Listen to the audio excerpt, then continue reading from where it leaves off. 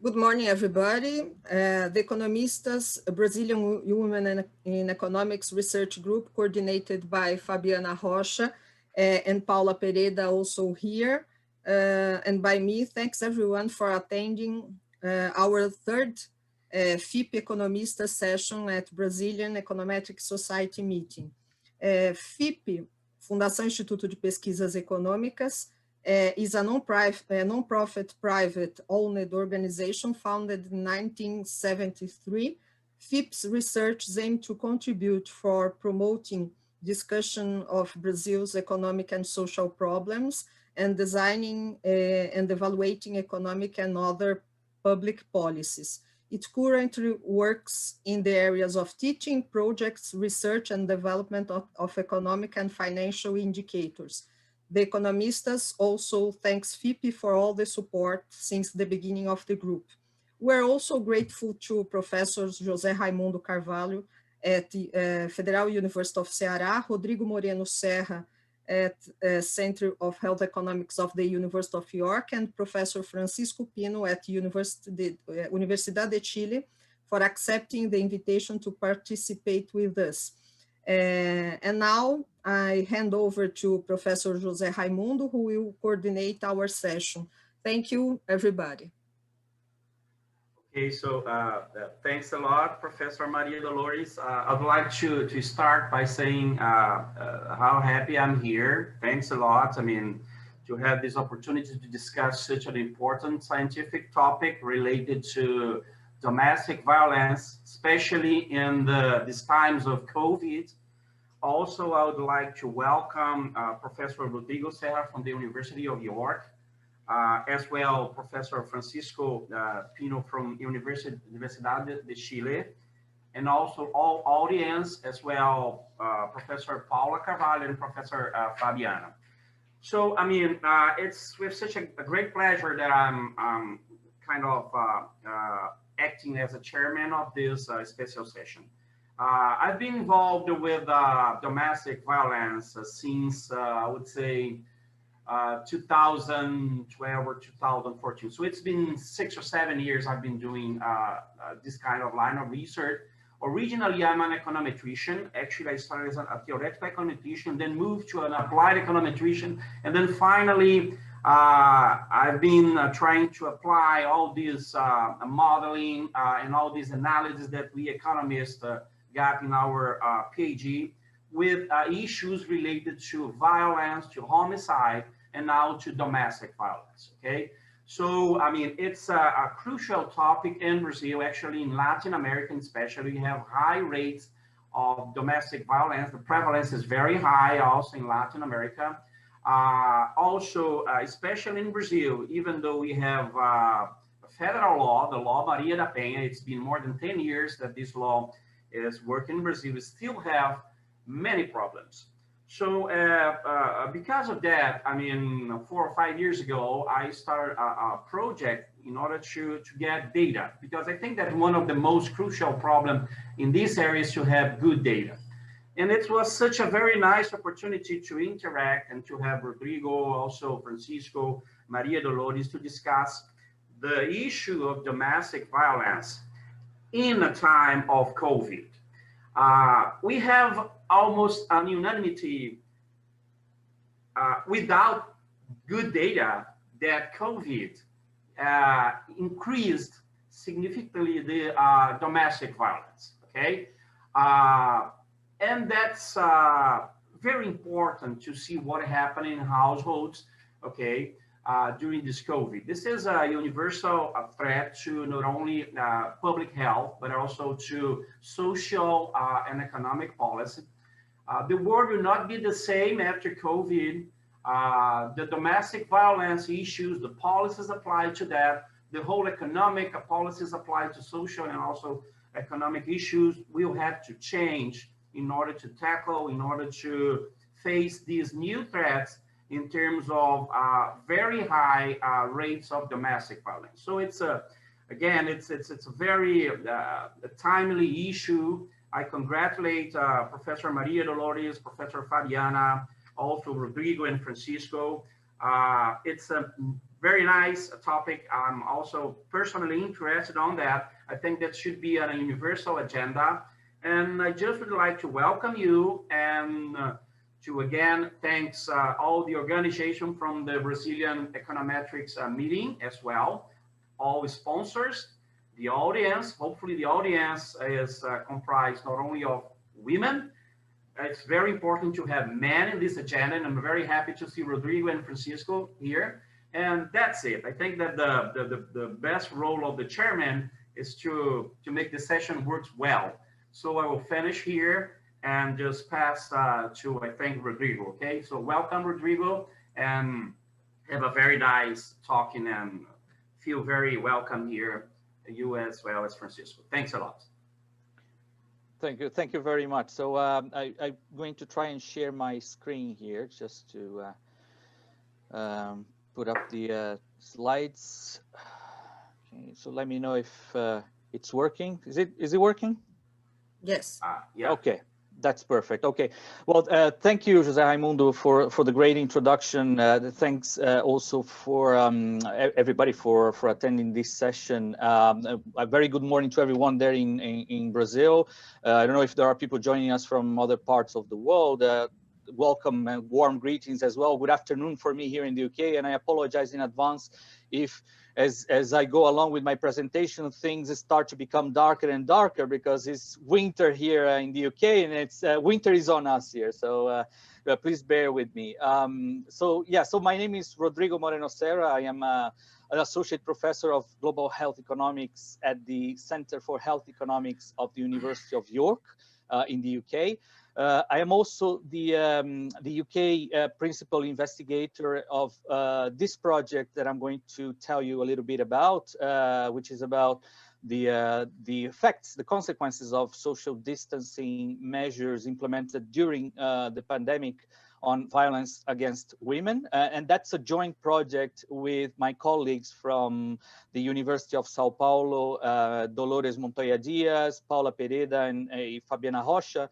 We're very happy to present to you not only a description of the project, but also Dolores will follow me with some description of our preliminary results and some description of the data. So just to give you an overview, this is an 18-month project which just started. And it's funded by the UK Research Councils through their Global Challenges Research Fund and the Newton Fund Agile Response Call to address COVID-19. As I said, we just started, so there is more to come here, hopefully. Okay, so as a little bit of background first to why we decided to embark on this journey. Well, as you know, and José Raimundo rightly mentioned, domestic violence against women is a major issue in Brazil. And it's not something that started because of the pandemic. It's something that was here in Brazil before that. So Brazil ranked 5th in the world in femicides, that is the killing of women because of their gender, before the pandemic. And about half of the cases of domestic violence perpetrated in Brazil, they are perpetrated by an intimate partner.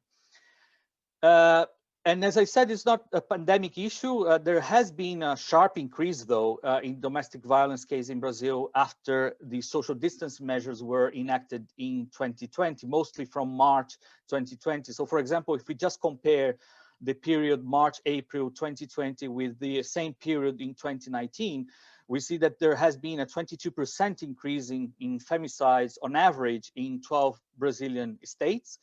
And I think the urgent issue is not only for Brazil, because you see similar reports globally about the levels of domestic violence going up after the introduction of social distance measures. So that has happened both in low and middle income countries, but also in high income countries like here in the UK. The reports are the same. In the US, there's plenty of work being done on that. So it's a very general issue that certainly deserves some consideration. So just to give you a little bit of a flavor of the dimensions of the problem that we've been just looking at descriptive data. So the figure one here shows the number of domestic violence calls to the police emergency number in Brazil. And we see that it's not a homogeneous phenomenon. So for example, in the state of Acre, there has been an increase, but a very small 1 or 2% between the periods of March 2019 and March 2020 in the number of domestic violence calls. But then you see that data for Sao Paulo, for example, and there's a huge increase in the number of domestic violence calls, about 45%. And the other figure that struck some of our attention is that the share of femicides over homicides has actually increased quite a lot in some states. So for example, even though in Pará it hasn't increased that much, when you look at Rio Grande do Norte and Sao Paulo, the increase has been sharp. And in Sao Paulo, for example, if you just look at the absolute number of femicide, it has increased by about 54% in that period. So we're talking about huge magnitudes here. Now, this is not to say that there is a causal link here, and that's really only related to the pandemic and the social distancing measures.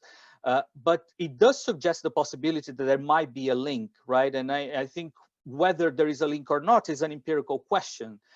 There are theoretical reasons why we could expect there being a link between those two things. So after the implementation of social distancing measures, like for example, business closures or stay-at-home orders, it has increased the length of time that women stay at home with potentially abusive partners. So they're staying at home for longer with those abusive partners. So that in itself might be a major risk factor. And there are other issues at play. So for example, economic issues as well. So we know that because of the pandemic and those business closure measures, we have a situation where a financial hardship might have afflicted quite a few households, and that might have heightened tensions within households as well. And therefore it provides a fertile ground as well for domestic violence to take place. These measures have also isolated women from services that are specialized in domestic violence, have isolated those women from family networks that might discourage abusive behavior. So there are plenty of reasons why we could expect the social distancing measures and the pandemic itself to be related to that. But it's an empirical question, and that's the work that we want to do here in this project, and it's the work that others have been doing, like Francisco Pino will present the work being done in Chile. So the topic is very important, of course. I mean, the first and main reason why it's an important topic is because there is evidence that violence has long-lasting physical and mental trauma effects for victims. So that in itself is a major reason why we could be interested in this. There's also more economic questions related to this and reasons. So for example, there is evidence showing that victims of domestic violence, they are more likely to miss work. They are more likely to earn less than non-victims. They are more likely to have longer unemployment spells. And they are also more likely to have unhealthy children than non-victims. So there is some evidence descriptive, but also some causal studies that have been done that have shown those links. So one would expect that if pandemics and the social distancing measures have had an effect, it's probably going to have long-term consequences as well. And there is a problem also from the point of view of inequities. This sort of violence against women may exacerbate pre-existing inequities, because there's also some evidence that domestic violence against women, for example, in Brazil, disproportionately affects women from disadvantaged backgrounds. So these women are already lagging behind in socioeconomic terms, and the fact that they have been affected by violence may actually exacerbate those lags. So if we know that the contagion rates are increasing in many countries, that there might be second and third contagion waves, so we could expect further social distancing measures to be implemented. And so it becomes increasingly important for us to think about this topic and produce evidence that can be used to inform policies that protect women against the implementation of these pandemic-related measures. The problem is that for those policies to be implemented, there are plenty of gaps in the evidence base. There has been very little rigorous evidence to guide policy response. For example, first of all, on the simple relationship between social distancing measures and domestic violence against women, so the causal link between the two. There is ongoing work, a lot of ongoing work that probably will fill in some of these gaps, and that's a reason for optimism. But there is very little being done on issues, for example, about the broader cost to society of the social distancing effects on domestic violence against women. For example, the cost to the public health system in terms of treating victims. And so once you implement social distancing measures, it's going to be spillover effects for the public purse as well. And those haven't been considered yet. So, for example, the cost to the health system, but also costs in terms of labor productivity and so on. And finally, there has been little research on the mediating role played by policies that are not designed to deal with domestic violence, but they are designed to mitigate the consequences of social distancing. For example, measures like the furlough scheme here in the UK, which prevented people going unemployed, paying part of their salaries, but also measures like the implementation of emergency financial help, auxílio emergencial in Brazil, and other measures like this. So they might have an effect over the social distancing effect on violence.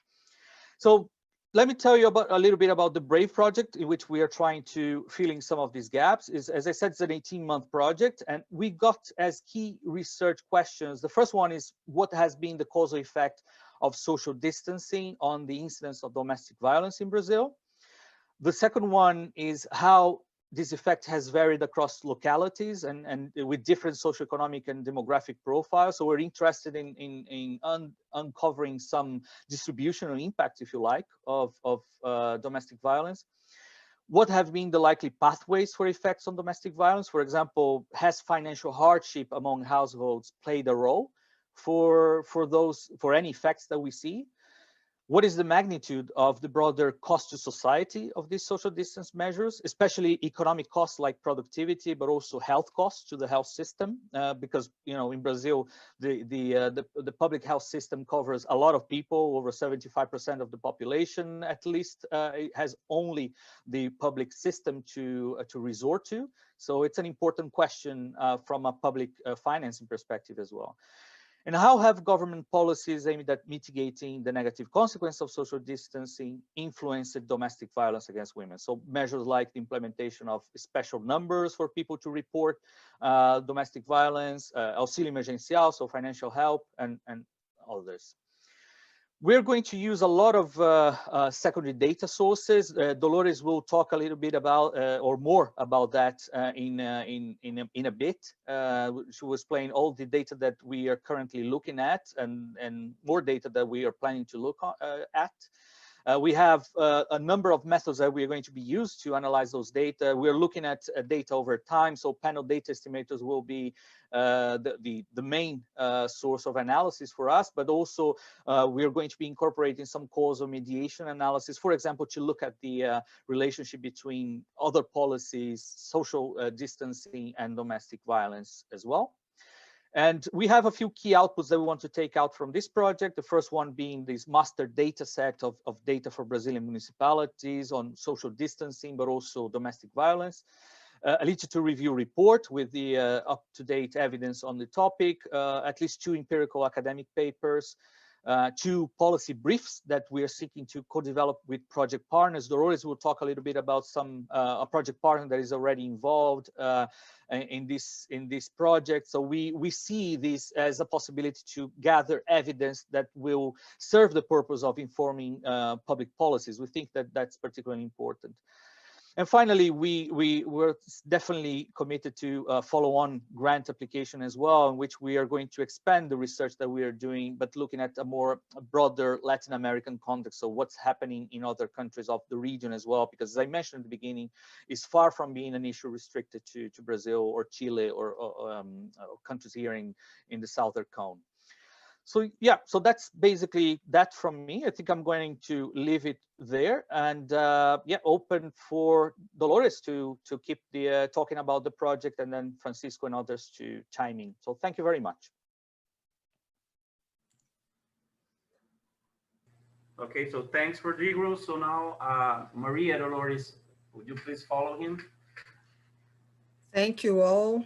I will the host disabled participant screen sharing. I think I need permission.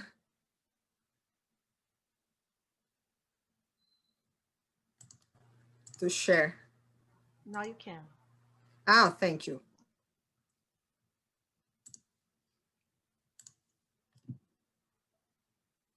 Do you see my, okay, thank you.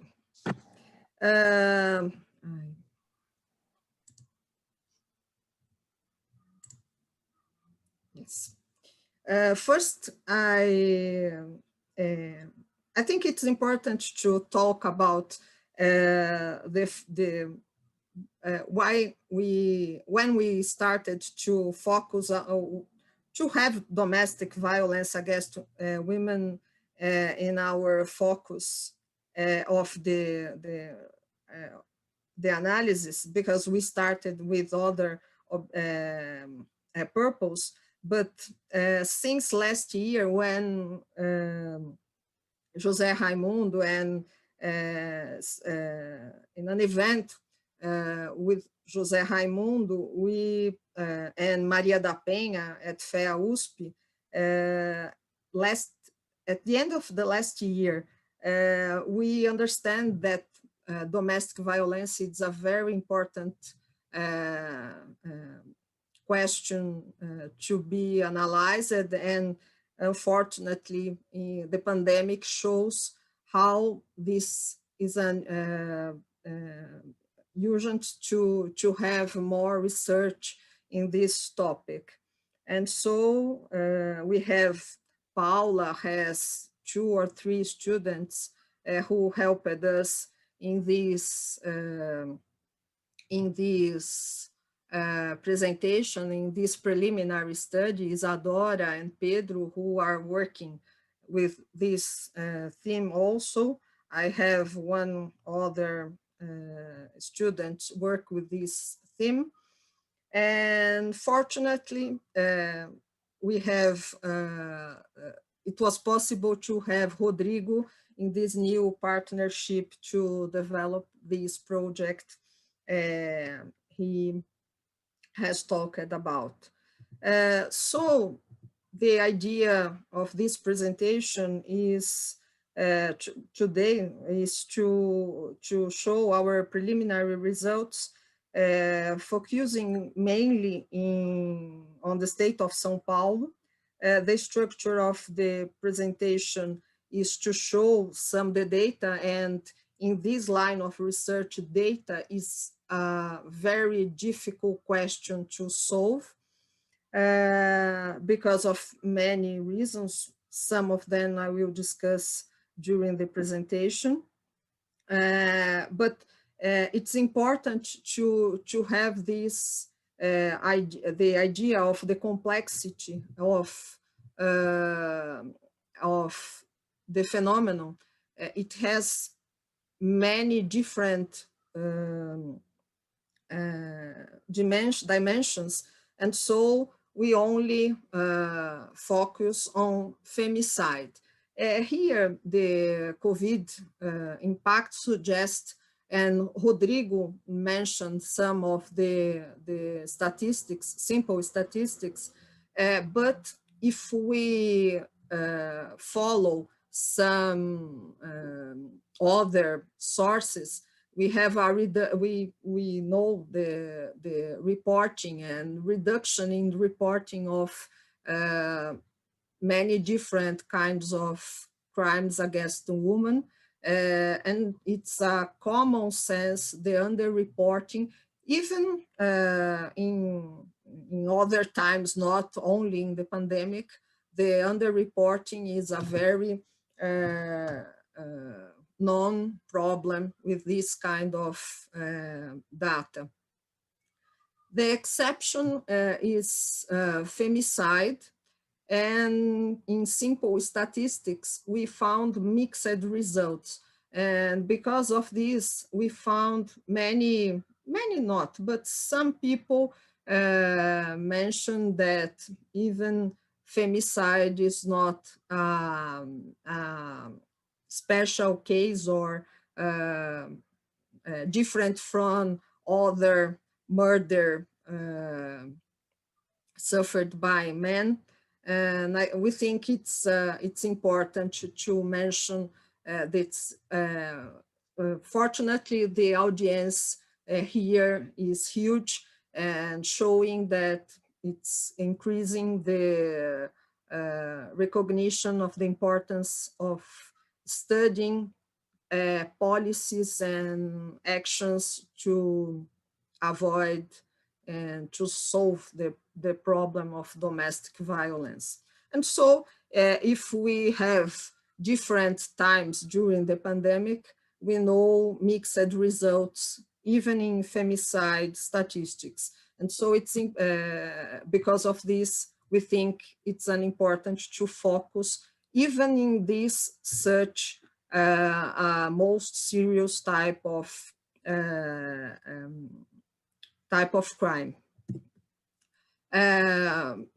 José Raimundo showed and even mentioned Maria da Penha law, that I think we need to recognize that it's a very important law that shows distinct aspects and has some kind of policies and prescriptions that helps to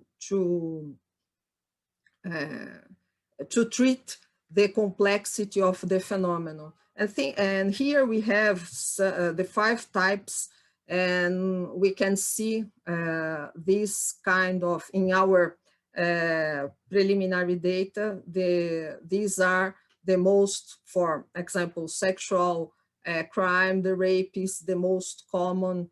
The most common crime we have included in this category during the period of the data. But these classes or these categories shows how diverse and how different dimensions we can include in this broader crime called domestic violence against women. And so here we found this cycle of domestic violence. It's a common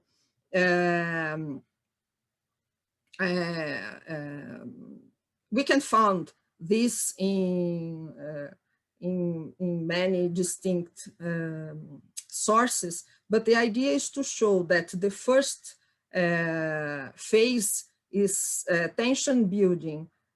Abuser criticizes the victim, threatens with bodily harm, and is mood and unpredictable. Explosion, when we found the crimes effectively, maybe verbal, physical, psychological, moral, patrimonial violence. But the third phase is called honeymoon. And when abuser feels guilt, becomes extremely affectionate, and the victim believes in the change, only to have new cycle start again. And as we found in references, in increasing frequencies. And so it's a very complex cycle to even because this last phase makes the victim less to report less what happened in phase 2. And so the idea here, we have data on domestic violence against women of different kinds for only for March and April 2020. Here we have more than femicides, we have other types of crime, and the idea is to have a profile of what happened and if we can find different profiles among the types of these categories, these 5 categories, if we can find different profiles for race, education, but this is not the database we will focus to make the analysis. Here is only a preliminary data, only to have this more simple statistics. Here we have a map that shows the most occurrences happened far from the center of São Paulo. This is a metropolitan region of São Paulo, and the number of occurrences or cases we can find here in different spaces. And type of domestic violence. We can find here an important percentage of psychological one, and per day of week, Sunday, we have more frequency of cases reported. By color, we have not found any differences by type. And this, we think about the possibility that underreporting may be different from Black people from white, but in reporting, we can have the most part of reports are made by white women. And so this is a point we need to understand also.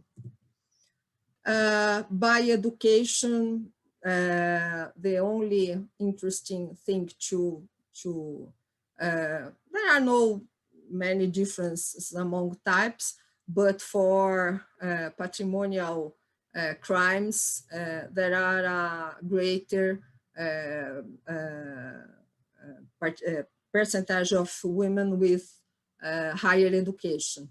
It's interesting, for example, compared to sexual ones.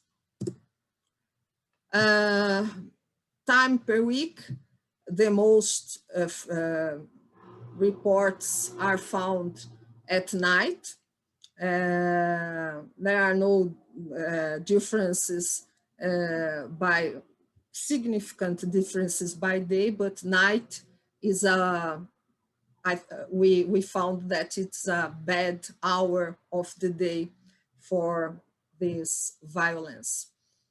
Here only probably Francisco will have very extensive literature to discuss. We only focus here to show that we haven't found many references about femicide. The most common is calls for policy services or other NGOs, organizations that provide some help for reporting. The exception is this study for India that use policy reports, including femicides in crimes to be analyzed. And so we think this is a important point to analyze. Well, as everybody knows, COVID and prompted several need to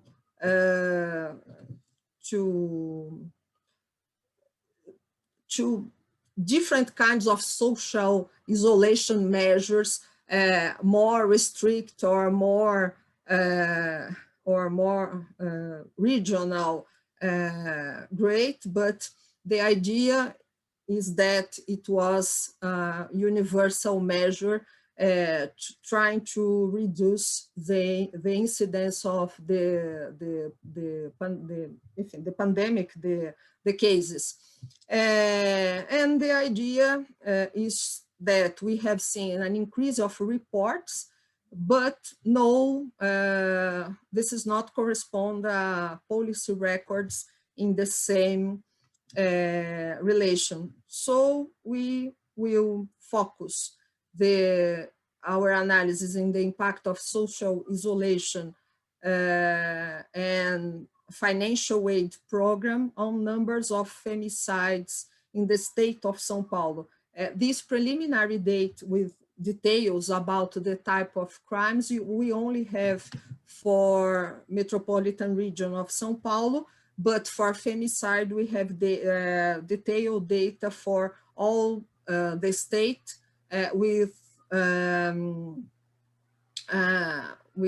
more information about the cases. Excuse me, Dolores, a kind reminder that you've been talking for 15 minutes. The organization asked me to let you know, okay? No, sure. I will stay in time. Sure. Thank you.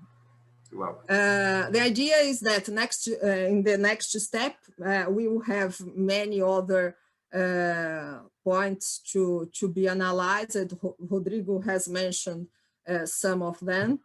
And so I will present the database, our database. We have detailed information about the crime, date, city, neighborhood, the victim, the name of the victim, some details about age, not so good data for education.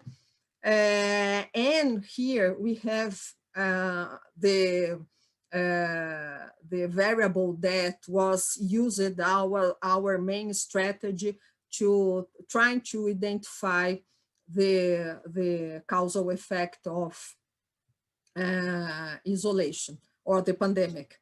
The idea is to use the information of some motivation of the crime, because we have the information if we have simple homicide or simple murder, or in conjunction with drugs, fraud, criminal organization, or domestic violence. There are many other, but we decided to use this because we think they probably will not be will be a good control group, not be impacted by social distance measures. Isolation index is famous in loco, available for this period, starting February, 1st February, until the end of November. Financial aid was a law. It was, we think, the most important economic measure to mitigate the economic pandemic effects. They consist of a financial aid of 600 reais to many people. Formal is to informal workers, micro entrepreneurs, self-employed, informal, but it was a huge program, very huge. It was limited to 2 members in the same family, but we know, analyzing the data, we see that the most part was given only to 1 member of the family, but it was possible to have 2 people receiving it.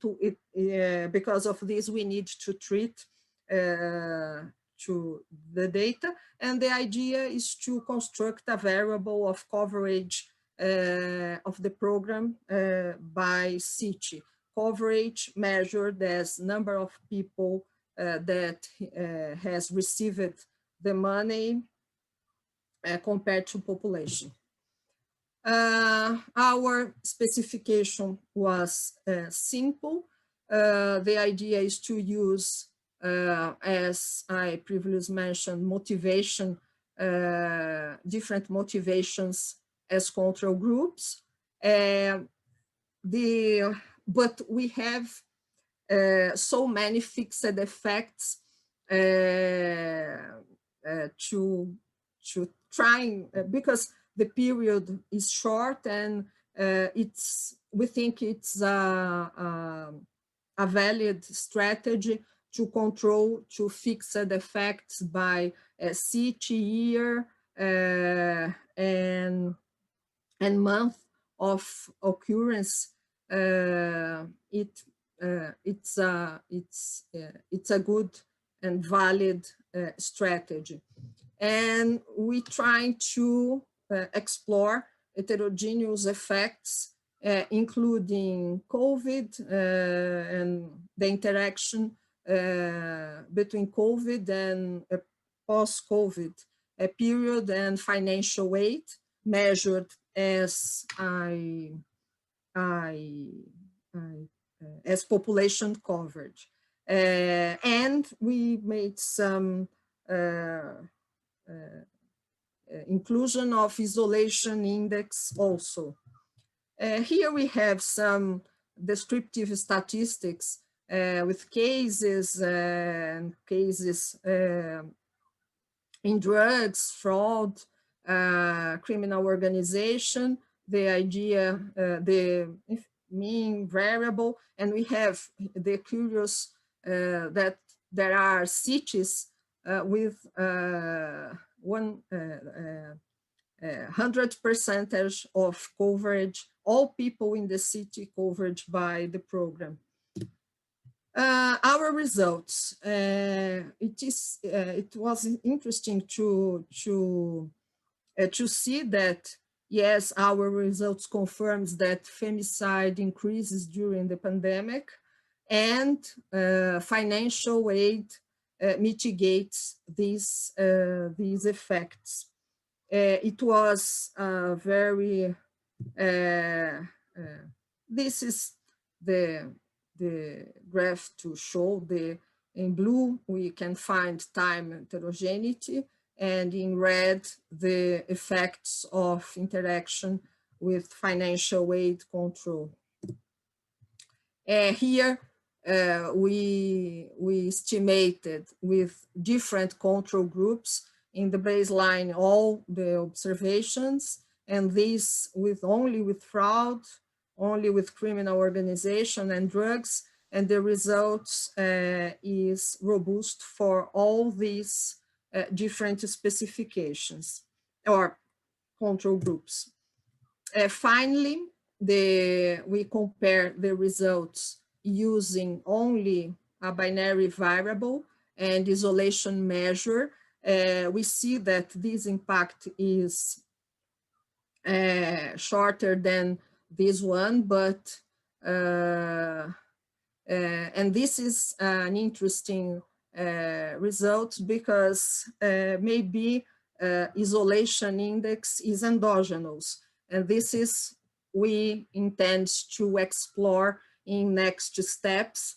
We have other paper presented in Unpack by Deborah and Pedro, students we have worked with us at that moment, and they found using percentage of the strategy to use a percentage of in the election of President Bolsonaro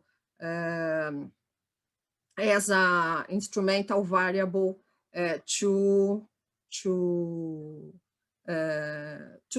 trying to treat endogeneity of specification index.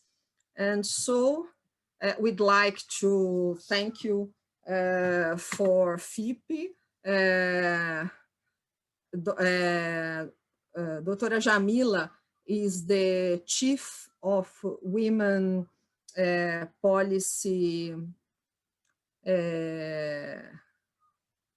Delegacias da Mulher, sorry. Yes, and so she helps us with some information, and we would like to thanks her partnership in this project, and we'd like to thank three excellent research assistants: Isadora, Pedro, both Pedros that has worked so hard in these estimations, and that's all. Thank you very much. This is we think will be we will have more detailed results in next events, and so I think that's all. Thank you very much. I hope in time. Okay, okay. Thanks a lot, Maria Dolores, for your nice presentation, as well as Rodrigo. I was advised by the organization to allow questions from the audience only after the second presentation by Professor Francisco Pino, okay? So now it's time to hand over to Francisco. Okay, Francisco, so take your time and let us know about your research. Thank you so much. Can you hear me and can you see the slides? Yes, yes. I can see it. Very good, thanks. Thank you so much for inviting me to this session to present our work. I think it complements what Rodrigo and Dolores were presenting. So I think we're going to have a nice discussion afterwards. So this is joint work with Sonia Balotra, Emilia Brito, Damian Clark, and Pilar Laroulette. And we want to, well, I can show you. We want to understand the role that the pandemic and particularly the quarantines has had on domestic violence. So after the great introduction by Rodrigo, I think I have very little to add. Just reiterate that the pandemic has led to a surge in domestic violence. That seems to be pretty clear, and it is consistent. This was already mentioned by Rodrigo, and it's people that are spending more time together. It's more likely to observe domestic violence. This is already documented what happens on weekends, holidays, etc. And therefore, under quarantine, it's more likely to happen. Also, the pandemic has led to economic stress and unemployment, and that also seems to be one of the key drivers for domestic violence. And also, this has been already observed in other pandemics or natural disasters. Okay, so that's the context. What we are going to do, we're going to try to contribute to this literature, trying to understand the effects of the pandemic. In the particular case of Chile, I'll show you the particular features. We're going to analyze both entry into quarantine and exit from quarantine. I think that's one of the contributions that we have. And we are going to try, this is still work in progress, the mechanisms part. So I'll give you some idea. This paper is all about administrative data. So I'll tell you what we have. I totally agree that data here is the key, and I'll show you where we are weaker and where we're stronger in terms of data. Regarding the quarantines, so what is particular about Chile is that the quarantines were implemented at the municipality level. Municipalities, so cities are larger units, and cities might have more than one municipality. Chile doesn't have as many municipalities as Brazil, so we have in total around 350 municipalities in Chile. But for instance, Santiago, the largest city, has around 40 municipalities. So even within a city, you can have some municipalities that have quarantine and some others that don't. So we're going to use that variation in order to identify the effect of quarantines on domestic violence, okay? And stuff started in mid-March. In May, there were already 143 municipalities that had quarantine, and exits started in July. So the average duration of quarantines was around 2 months. And I'll show you some examples. And what determines the entry and exit is basically the central government that has monitored the evolution of the pandemic and determines which municipalities entry and which exit quarantine. This is not, you know, this is not based on what the mayor of the municipality decides. This is really the central government that determines which municipalities enter and exit. Okay, so the identifying assumption here throughout the paper is going to be that, you know, the timing of the quarantine is sort of quasi-exogenous to domestic violence. Okay, and we are going to be able to show that with the pre-trends.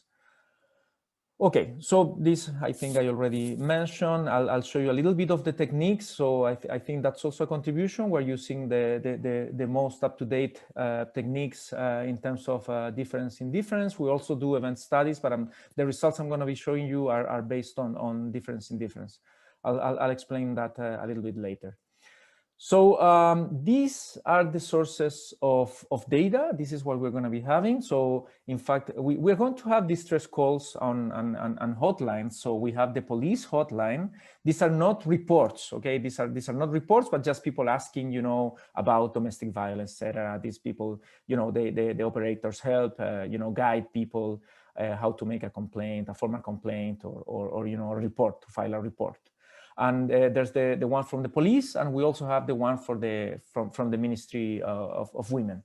And so here I'm showing you what frequencies we have. For some data we have monthly data, for others we have daily data, etc. It'll be clear when I show you the results. And then we have the criminal complaints. So we have the complaints to the police, and these are daily. This is daily data. We have information on women's shelters, and that's daily. And we also have this is work in progress. I'm not going to show you those results, but we're collecting still those results on the WhatsApp line. And we have this policy called Mascarilla 19, which is when you go to a pharmacy, you can tell the guy at the counter, you know, this keyword, and he'll know that you are actually you know, asking for help, basically on domestic violence. We're collecting the data. We don't have that yet. In terms of mobility, we do have cell phone mobility data, and that's going to be daily, actually hourly. And we have unemployment data that's from a survey that's not going to be representative at the municipality level, but I'm still going to show you some results. But we're getting better data, but that's still work in progress. Okay, and these are summary statistics. I think I'm going to skip that in the interest of time. We can go back to that later. I want to show you how quarantines work. So this is a map of the metropolitan region where Santiago is based. And I'm going to show you, so in the graph on the left, you're going to see municipalities that enter and exit quarantine. And on the right, I'm going to be plotting the share of the population under quarantine in million of people. Okay, Santiago has around 8 million inhabitants, so you're going to be seeing how this was developing over time. And I'm going to be plotting the green line. It's going to be the people that are entering quarantine, and then the orange line is going to be, you know, people that are exiting quarantine. Okay, so let's start. So this starts around mid-March. Some municipalities enter into quarantine, and then you know, we get a little bit more, but actually one exits, but then a couple of weeks later enters again, and then these others exit, then some more, a little bit more, and then you see by the beginning of May, you have all this area under quarantine, and then a little bit later, June, you have more municipalities, and then so basically that stays for a while. That's almost all the population of Santiago under quarantine. And then beginning of August, you start seeing municipalities getting out of quarantine, right? So this is the orange line that you see here. Slowly, more and more.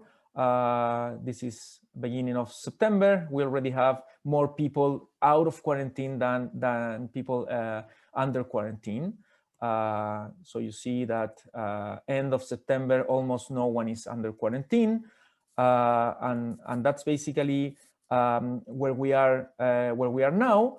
I have to say though that now we are on a preventive kind of quarantine light that started just today, where we have quarantine over weekends, but on weekdays we're still without quarantine. So that started right now because the cases are now picking up in Santiago. So this is just to show you how things work, and we're going to be using this variation, you see, within the city, across municipalities to identify the effect of quarantine on domestic violence. Okay. Okay, and this is just the same idea, the same plot. This is basically the number of municipalities. Now this is for the whole country. These are the municipalities, the number of municipalities that have ever been under quarantine, and this is the number of municipalities that where quarantine has been removed. And this is the cumulative on the left, and on the right is the sort of dynamic version. Okay. So now let me show you some figures for whether quarantine works. So this is the mobility data that we have. So these are cell phone data, and people can classify so whether the individuals are in a residential area, or whether they are in their workplace, or whether they are in a grocery store, etc. So you can see, and the red line is the beginning of the quarantine period for basically, this is when school closed. I forgot to say, but actually schools closed nationally, but then, municipalities were entering quarantine in this manner that I just showed you. So the red line is when school closed. So this is the beginning of the quarantine period, if you want. And you see immediately as an increase in mobility within residential areas, and a drop in workplaces, and also a drop in grocery stores. So it seems that the quarantines did work in reducing mobility, in workplaces and in stores. Regarding, these are just descriptives for the calls to the helplines. And you can see here that there's so the blue lines are the number of calls. And you do see that there's an increase in calls. So this is again the beginning of quarantine, and you see spike around a month and a half after the beginning of quarantines. You see this spike in the number of calls, and then it gets slowly reduced over time. What is going to be important, I forgot to mention, that's one of other contributions. We're going to be able to measure this ratchet effect. So basically, it seems that the level is higher, you see, after the quarantine than what it was before the beginning of the quarantine. And then these are calls to the police. There's a similar pattern there. Here we have a little bit more information. You see, we can classify it as economic violence, physical or psychological violence. These are the trends regarding the shelters, and we also see an increase in shelter occupancy about two months since the beginning of quarantine, and that has been going down afterwards. These are the criminal complaints, and this is what you've seen in other places in the world, right? So increasing calls, but nothing going on criminal complaints, on reports, right? So here I don't know if you can see this, but we're plotting. So the red lines are complaints to the police in year 2020. And in gray colors, you see what happened in 2019 and 18. And you can see that the lines almost overlap. Actually, if you see here, total crimes are actually lower. And if you see the rate, you see that it's also slightly lower than what was being the case for 2018 and 19.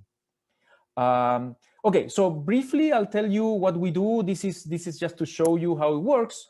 So this is one municipality.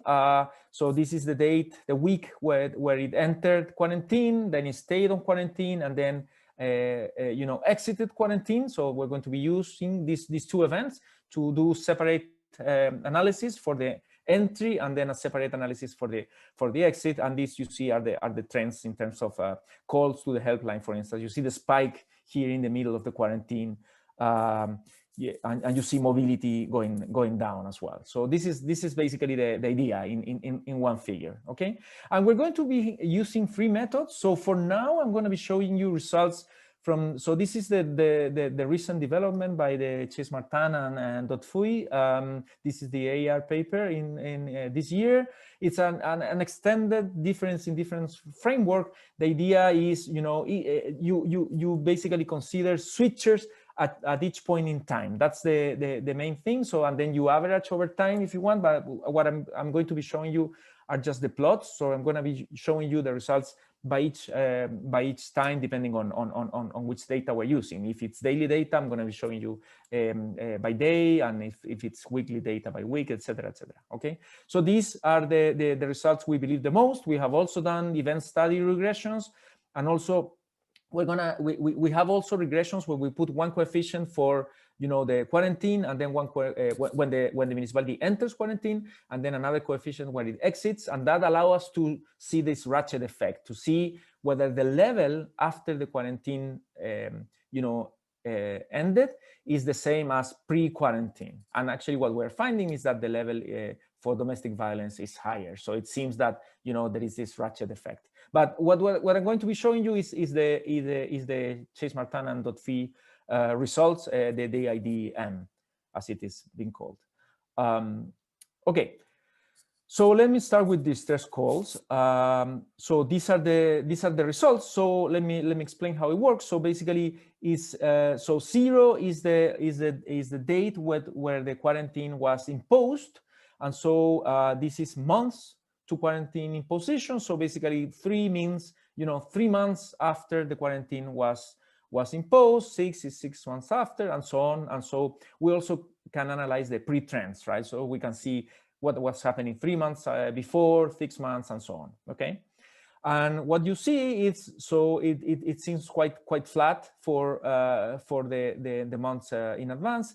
It starts picking up a little bit beforehand, and this we think has to do with the fact that the schools closed earlier, before the quarantine started. So maybe this effect that we see here 1 month before, or maybe 2 months before, could be due to the fact that schools were closed before the quarantine actually started. Okay, but then the truth is that starting from month 4 and 6 and 5 and 6, we see this huge spike in calls to these are calls to the police hotline.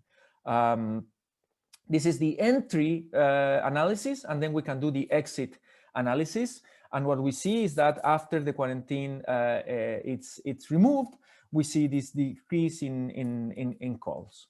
Okay, and this is quite robust. We can do it with the event study, and it's quite similar. We can do it well, like the regression results. I don't want to bother you with the regression results.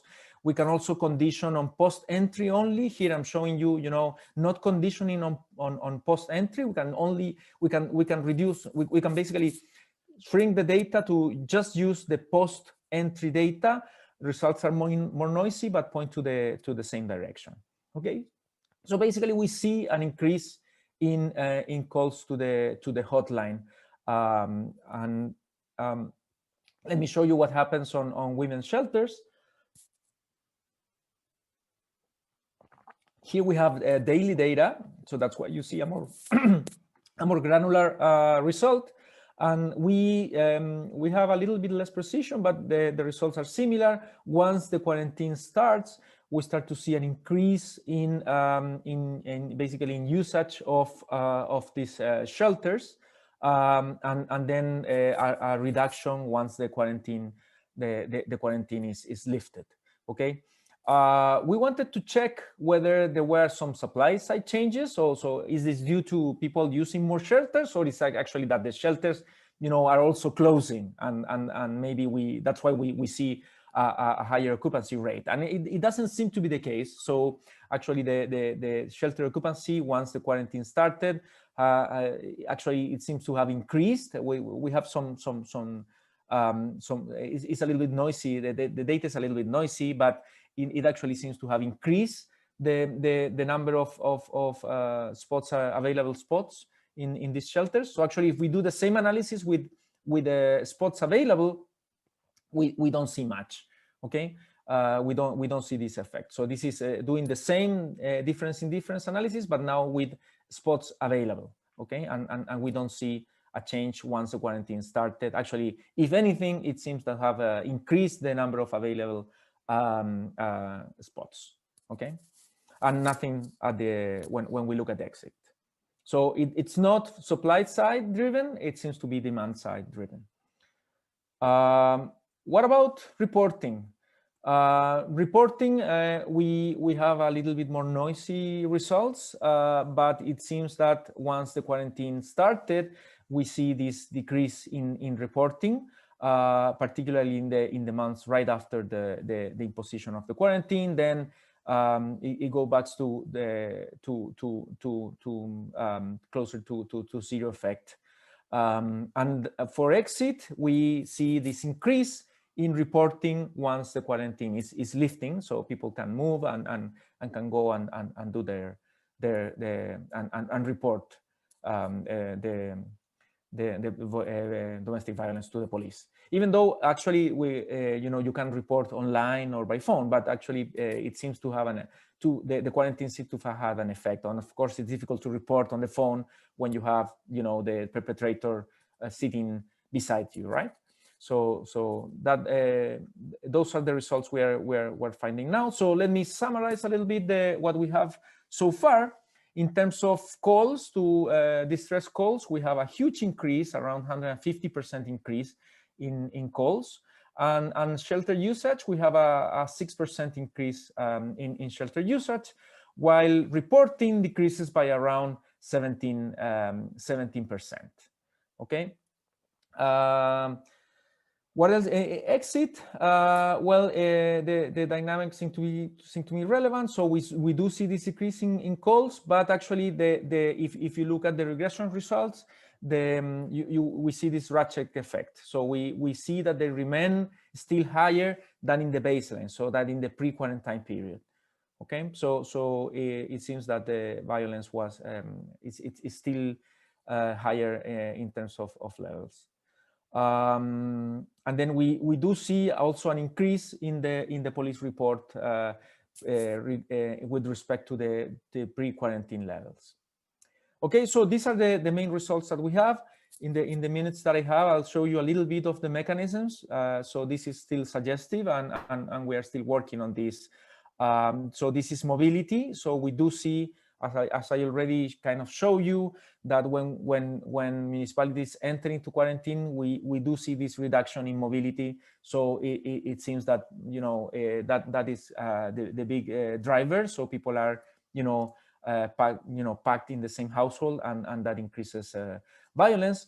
Quarantine exit, you also see this increase in mobility. What might puzzle you is why are these spikes, downward spikes? And this is because the first step out of mobility, out of quarantine, was this quarantine light that I was explaining. So people were able to move over the week, and then they were quarantined over the weekend, and that's why you see this decrease in mobility, for 2 days. Those are weekends, and then back up when the week starts. So that's why you see this jumpy graph over here, and then once you get out of the quarantine altogether, you see this increase in mobility.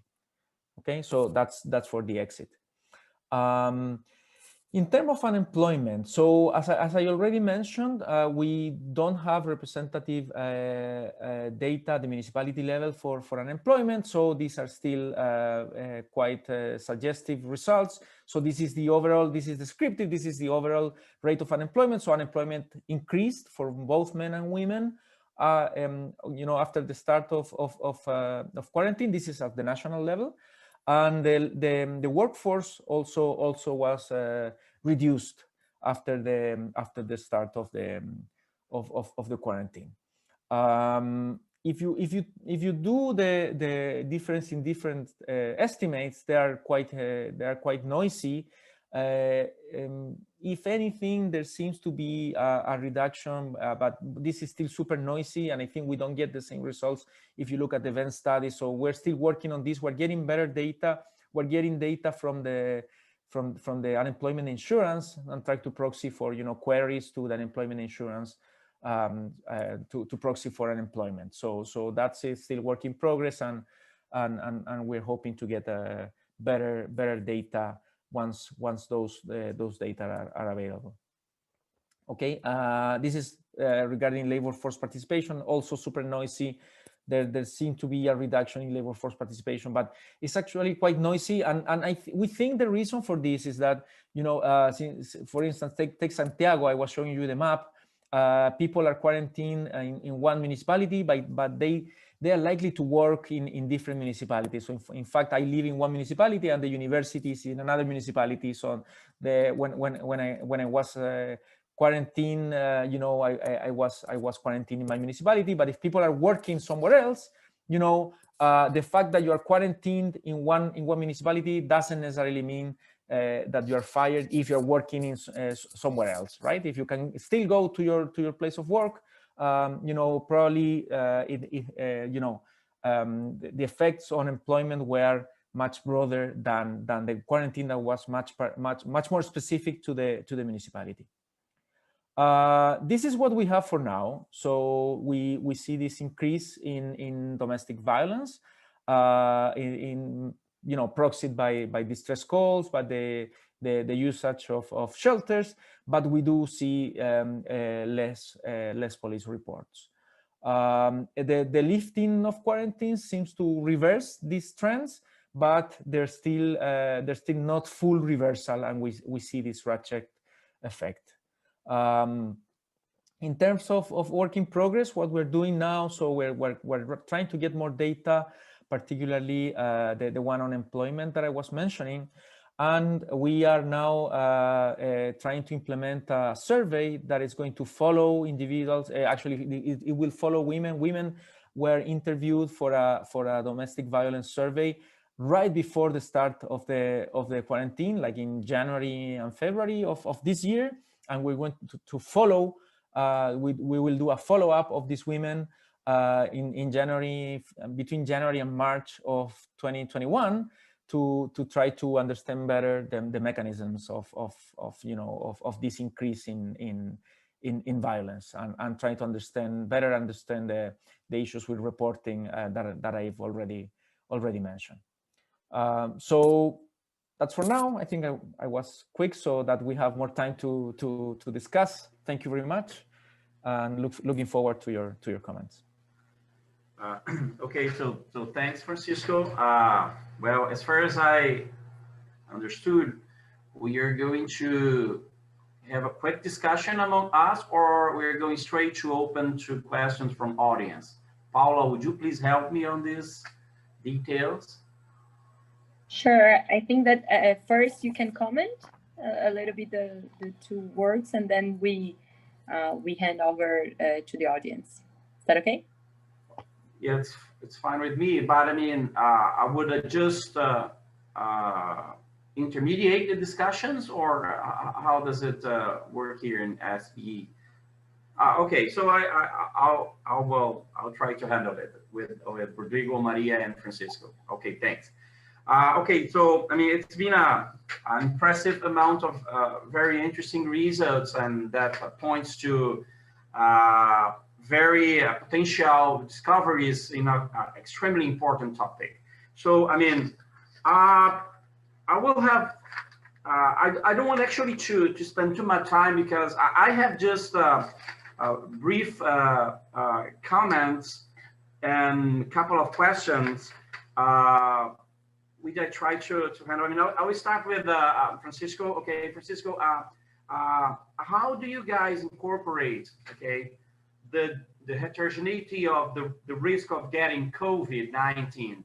Because this is quite important. I mean, it depends on I would say, the profile of the demographics of the municipality, which is, I think it's something very important to include on any account of modeling the impacts of the COVID, because the risks are very different depending on sex composition, age composition, and actually on the expectations that they have. So I'd like just to hear a brief comment. So then after this, I will have a question addressed to Rodrigo and Maria Dolores.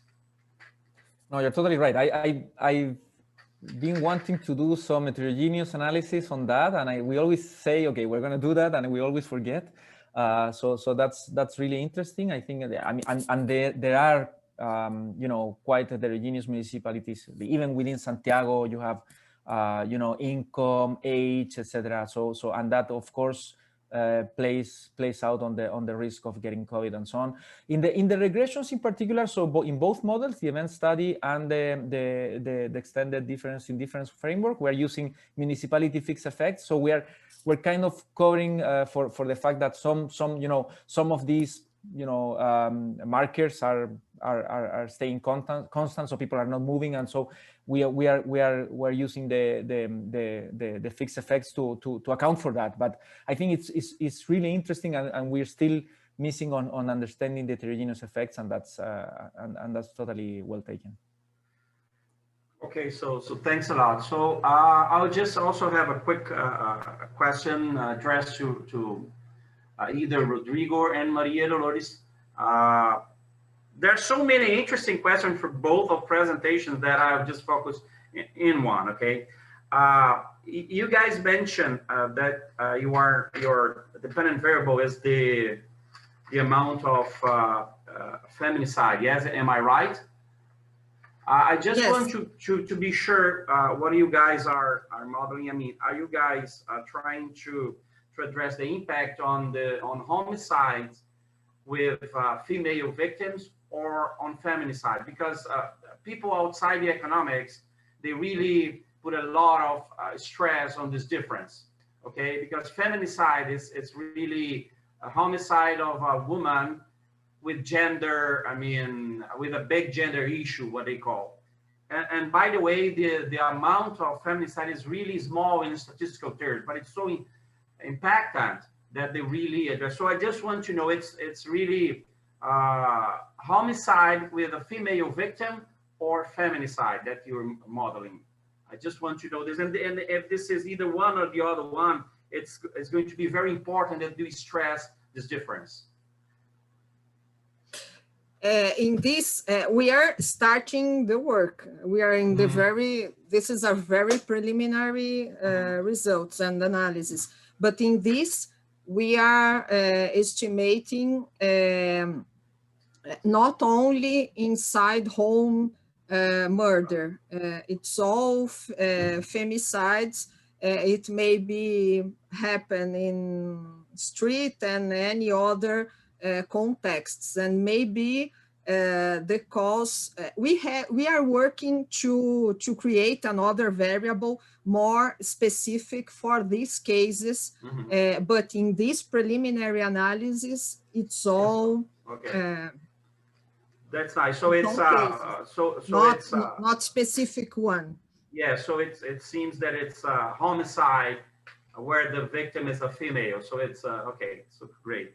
Yes, I mean, I have so many other questions, okay, because it's very interesting. But as far as I know, we only have 10 minutes. Yes, Paula, and I think it's much more reasonable to hand to the audience to ask questions. I see that there are many questions as well here. So, I mean, so Paula, would you please manage this part? And if you still have time, I can, I mean, interact more. Very interesting. I mean, congratulations. Okay, so Paula, please take it over now a little bit. Sure. Sure. Okay. We have two questions here for Dolores and Rodrigo. One from Caio. He says that the result is that the emergency aid seems to alleviate the femicides during the pandemic, but it was not clear if the results were still positive even after controlling for emergency aid. And also, I'll ask the two questions, and then Dolores and Rodrigo can ask together. And also a question about the event study to compare the pre-trends of the treatment and control groups. Okay, go ahead. I think it's for me. Yes, we have estimated the event study, but we haven't presented because it needs more, but preliminary results show it's okay, but there are some points, and because of this, we haven't presented and we haven't time to present all these things here, but this is, we intend to deepen in this line. Thank you, Bruna. And Caio, yes, I think you asked if yeah, but about the emergency aid. Yeah. How the emergency aid yes, reduce the femicides, and if they are still positive even after controlling yes, that. I think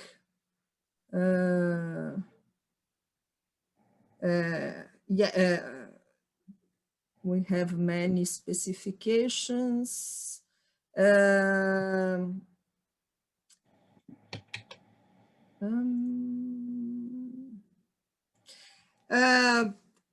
It depends on control group. In some kind, it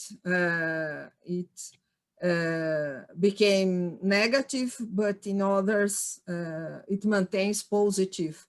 And we need to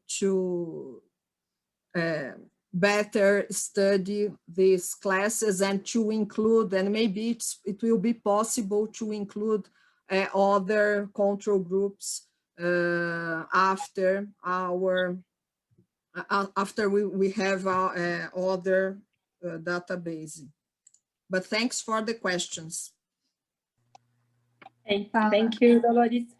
May I just make a quick compliment to what José Raimundo Paula, sure. We are considering the femicides, and not only the homicides of women. It's only femicides, which is a subset of all the homicides of women in this work. Okay. And Joana Monteiro asked for the floor, and I think Isadora after. So, Joana, can you go ahead now, please? Hi. Well, thank you very much all for the presentations. I have a question to Francisco. I pretty much like your presentation, and actually it's more a comment and a suggestion. My understanding, based on your graph, is that you have a spike in calls to the crime hotline one month after the beginning of the quarantine, and then there is a huge decline. And I think this is very related to how hotline data works, and pretty much how people call to a hotline to ask for support, and whether they're gonna keep calling and keep asking for other government support will depend on government reaction.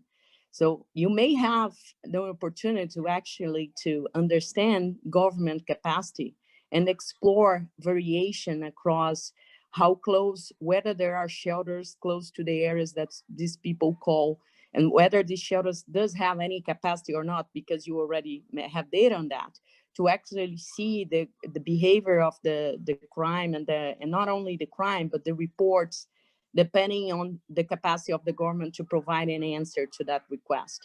And this is quite important because typically there is a lot of variation on government capacity. And I think we typically understand these things about crime, about I think the key thing in domestic violence is to track the difference between the event and actually reports, right? I think this is the crime event. There is the most dramatic difference between like having reports and really tracking the phenomenon that we are asking. So you may have an opportunity to also to understand reporting with this data. Thank you. Thank you so much, Joanna. Can I make a quick comment? Yeah. Okay. So thank you so much. I think that's super interesting, and I haven't thought of the idea of distance to shelters or density or shelter density, right? So that could also be interesting. And we're going to have some information about that on our survey, actually in the previous wave. So it's not a panel so far. So we're going to do the first wave as a panel, and we're going to be able to follow the same women. But in the previous wave, they were asked, did you report? If you didn't, why? And if you did, what were the consequences? Did it work? Are you satisfied? Are you satisfied with the complaint? And to my surprise, out of those who did complain, the satisfaction was okay. So I thought it was going to be terrible, but I was positively surprised by the level of satisfaction. But yes, and we went to actually, so we're going to follow these women and try to understand whether they were able to call all these hotlines and how satisfied they were, etc., etc. So yes, just a quick comment on that. I think it's more an issue of supply than on quality. So I think these shelters typically have a very, very low capacity. In a moment like that, they should be get full pretty easy. And I think it's also a matter of having information about it. If you're gonna do a survey, you may ask whether people know what to do. They know who to request for help. Typically, I would guess they would say families, but they typically don't know that this service exists. And I think once they know, once they get access to, they have a good quality, not quality, but like if you have any person to ask for help, they typically like rate it as good. Absolutely. No, thanks a lot. That's our focus, to try to understand the network and where do they seek help, etc., etc. No, thanks a lot. That's super useful. Okay, guys, we are running out of time. I think that Isadora is anxious to ask. I look at so I think that's going to be the last one, and then we just close everything. Okay, Isadora, go ahead. Thank you. It's a really question. It's to Francisco. First, congratulations for the great work. And I would like to know if you have information on the type of call and report, like the type of violence, if it's physical or psychological, because I know it's important to know this difference. And I would also like to know if in Chile there's like a specific policy to fight domestic violence in this period, and if you consider the presence of children in home as variable to see the difference. If, I don't know, houses with children, the domestic violence was bigger than houses with no children.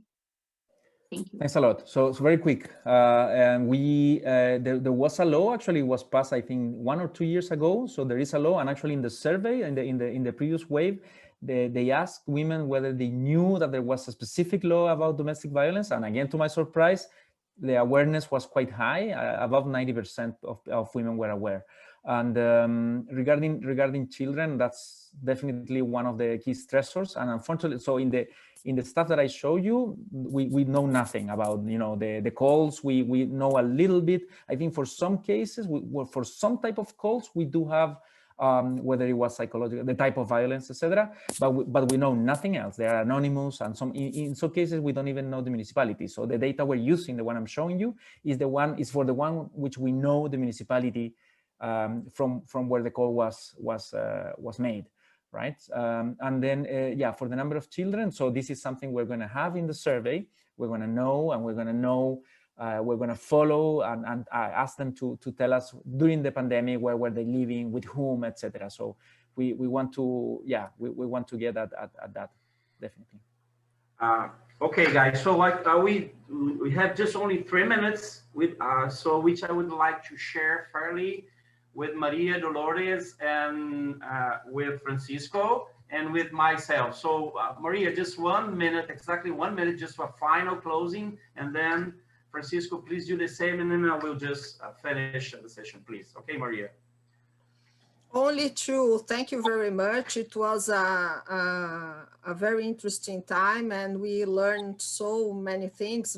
Thank you for the audience questions, and for especially for Francisco, Rodrigo, and you, José Raimundo, for accepting to stay here. Thank you all.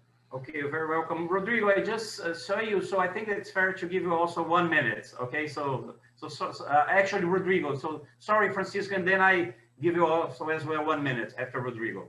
I'll be very quick there, so to allow Francisco to speak for longer there. It's just to tell you, yeah, thank everybody for coming to the session. Really great discussion. It's a shame that we don't have an extra hour, because that could go on and on. I have questions to Francisco, but probably we can discuss these over email perhaps later. So just thank the audience also for the questions. They really make us think and improve our work. So yeah, thanks very much. And José Raimundo, thanks very much for chairing the session in a great way. The same to Paulo. So thanks everybody. Okay, thanks a lot. So Francisco, your 1 minute, please. Yeah, I'm very brief. Same here. I appreciate a lot all the comments, and if you have more suggestions, feel free to email me. We are right now designing the questionnaire. So all of the comments you made about the survey, these are super helpful. And we need to finish it now. So all comments about the survey are absolutely welcome. And I have to say that I wish I were in Brazil presenting. So I hope next year I'll be there with you. Sure. So okay, I'll just use my 1 minute and finish everything. So thanks a lot. I mean, thanks Maria Dolores, thanks Fabiana, Paula, Rodrigo, and also Francisco for the nice presentations. Of course, I would have the dozens of questions and also humble suggestions for this very nice project. Definitely, I would like to interact with both groups, okay, more. I do have a huge data set, which is longitudinal and more. I'm following more than 10,000 women since 2016 with data sets on domestic violence and many things. It's a huge project. I would like to discuss with you potential interest. Also, I'd like to stress that I work with Sonia, Francisco. I really love her. Sonia is very nice. And that's it. Thanks a lot. I mean, thanks for everything. Thanks to the audience. And hopefully, we're going to see more men working this agenda. It's very important to have more men. Okay, and I congratulate Rodrigo and Francisco for this. It's very nice to have guys as good as you. I mean, helping not only the scientific part of this whole agenda, but hopefully the policy and also the activism part. So thanks a lot. And I think it's time to finish everything. So bye-bye. So long. Thank you. Bye-bye. Bye-bye.